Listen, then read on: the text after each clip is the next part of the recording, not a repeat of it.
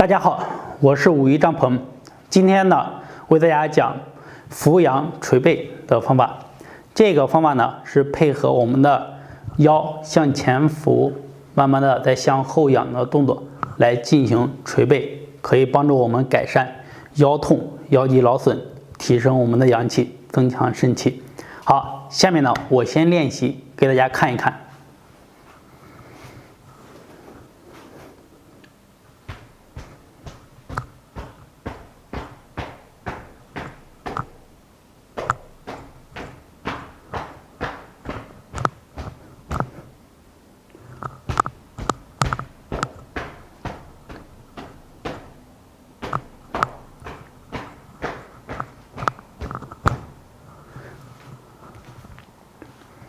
好，这个动作呢，大家看我在做的过程中呢，慢慢的从上往下敲的时候，身体在向前俯；从下向上敲的时候呢，身体在向后仰。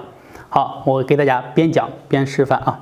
首先呢，我们就自然的站在这里就可以，然后呢，手呢还是窝固的手势，用手背敲的时候不要用力过猛，轻轻的去震动。好，比如开始1、2、3、4、5、6、7、8、9，我们就敲9次，9次敲完了以后呢，身体基本上向前俯有个30或者到45度，然后再从下向上1、2、3、4、5、6、7、8、9，好，正好敲9次，身体也向后仰起来。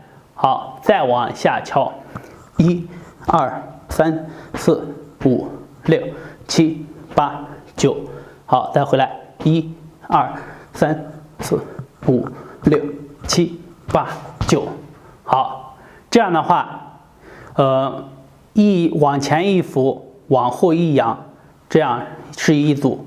我们做多少呢？每天做9组就可以。做的时候呢，一定要慢。好，再给大家示范一下啊，1、2、3、4、5、6、7、8、9，呼吸自然啊，1、2、3、4、5、6、7、8、9，好，这样一俯一仰是一次。如果你做完了以后呢，就自然的站起来，给它搓一搓就可以了。好，搓一搓，让它气血循环一下。好，这个动作是非常的好。我们做的时候往前，然后往后，同时呢活动我们的腰肌。如果说腰僵硬的、怕凉的、腰肌劳损的、肾气不足引起的腰酸、腰痛，都有很好的方法。希望大家每天坚持练习9组，效果是非常好的。